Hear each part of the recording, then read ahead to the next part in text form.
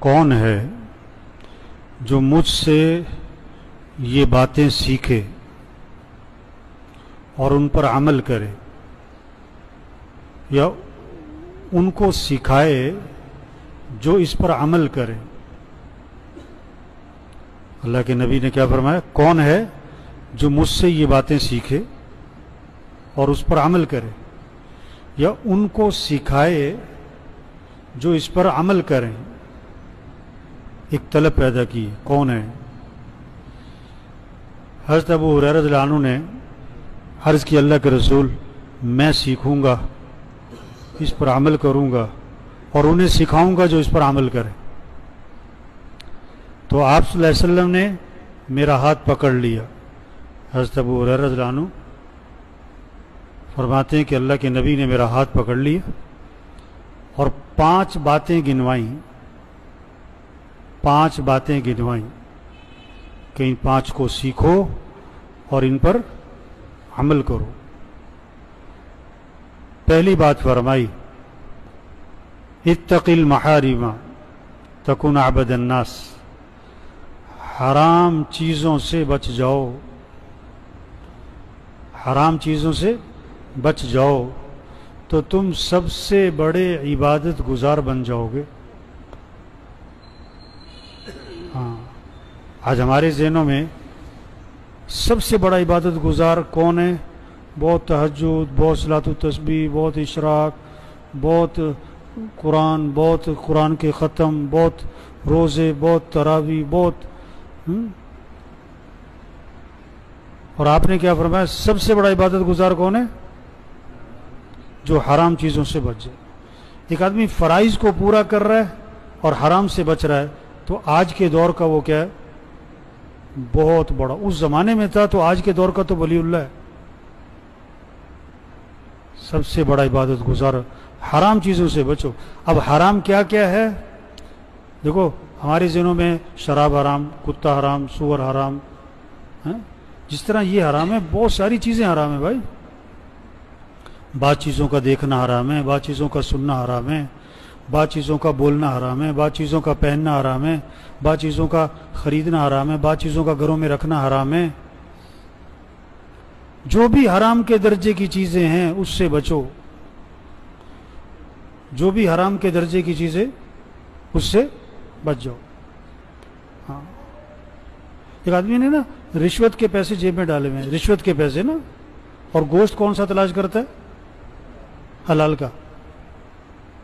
وہ حرام گوشت نہیں کھائے گا، اور رشوت کے پیسے بھی، جیسے مری مرغی حرام ہے، جیسے کتا حرام ہے، جیسے سور حرام ہے، گدھا حرام ہے، رشوت بھی کیا ہے؟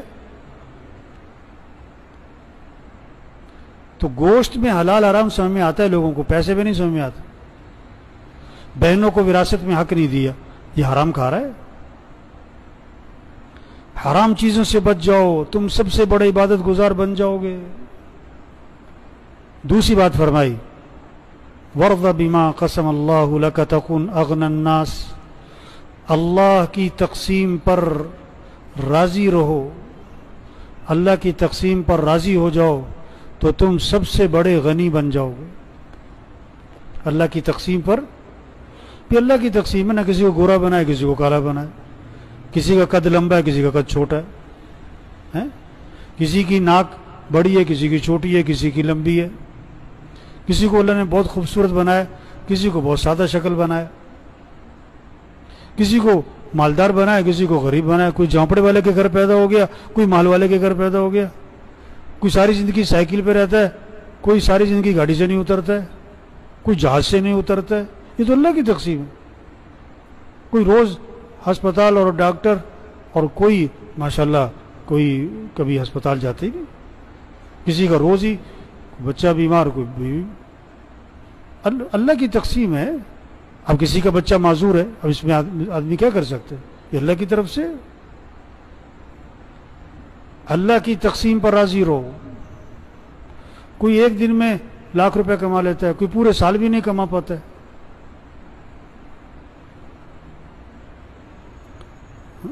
کسی کو مزدور بنایا ہوا ہے، کسی کو ملک کا مالک بنایا ہوا ہے، کسی کو ملک کا چوکیدار بنایا ہوا ہے۔ اللہ کی تقسیم پہ راضی رہو تو تم سب سے بڑے غنی بن جاؤ. اللہ پر اعتراض نہ کرو, اللہ سے شکوہ نہ کرو. تیسری بات فرمائی احسن الی جارک تکن مؤمنا, کہ اپنے پڑوسی کے ساتھ اچھا سلوک کرنا تو تم کامل ایمان والے بن جاؤ گے. پڑوسی کے ساتھ اچھا سلوک کرنا, پڑوسی کو دکھ نہ دینا. اپنا گھر دھویا اور پڑوسی کے گھر کے سامنے پانی کھڑا کر دیا.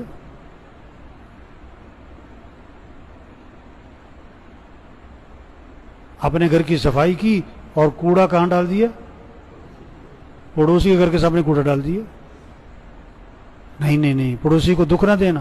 رات کے 2 بجے آئے واپس اور جناب گاڑی ہے, موٹر سائیکل ہے, اس کا ہارن پہ ہارن دے رہا ہے. اس کے گھر والے تو اٹھے نہیں, سارے پڑوسی اٹھ کے بیٹھ گئے. پڑوسی کو دکھ نہ دینا. آپ صلی اللہ علیہ وسلم نے فرمایا کہ جبریل علیہ السلام بار بار پڑوسی کے بارے میں آ کے نصیحت کرتے رہے, اس کے حقوق بیان کرتے رہے. مجھے یہ اندیشہ ہوا کہ شاید وراثت میں بھی اس کا حق رکھ دیا جائے گا. پڑوسی کے ساتھ اچھا سلوک کرنا تو تم کامل ایمان والے بن جاؤ. چوتھی بات فرمائی کہ اپنے بھائی کے لیے وہی پسند کرنا جو اپنے لیے پسند کرتے ہو تو تم کامل مسلمان بن جاؤ گے. ہاں, اپنے بھائی کے لیے آپ نہیں چاہتے کہ آپ کے گاڑی کے سامنے کوئی گاڑی لگا کے چلا جائے. آپ بھی کسی گاڑی کے سامنے گاڑی مت لگاؤ. آپ نہیں چاہتے کہ آپ جا رہے ہو گاڑی میں, پیچھے سے کوئی ہارن پہ ہارن ماری جائے. آپ بھی نہ کسی کو ہارن پہ ہارن مارو. آپ نہیں چاہتے کہ آپ کو کوئی برے نام سے پکارے. آپ بھی کسی کو برے نام سے نہ پکارو. آپ نہیں چاہتے آپ کو کوئی گالی دے. آپ بھی کسی کو گالی مت دو. جو اپنے لیے پسند کرتے ہو وہی اپنے بھائی کے لیے پسند کرو تو تم کیا بن جاؤ گے؟ کامل مسلمان. کامل مسلمان. پانچویں بات فرمائی کہ زیادہ ہنسی سے پرہیز کرنا. ولا تکثر الضحک فإن کثرة الضحک تمیت القلوب, کہ زیادہ ہنسی سے آدمی کا دل مردہ ہو جاتا ہے. زیادہ ہنسی سے بچنا, کیونکہ زیادہ ہنسنے سے دل کیا ہو جاتا ہے؟ مردہ ہو جاتا ہے. اور وہ کہہ کے لگ رہے ہیں, ہنسی مذاق کی مجلسیں ہر وقت لگی ہوئی ہیں, تو دل مردہ ہو جاتا ہے.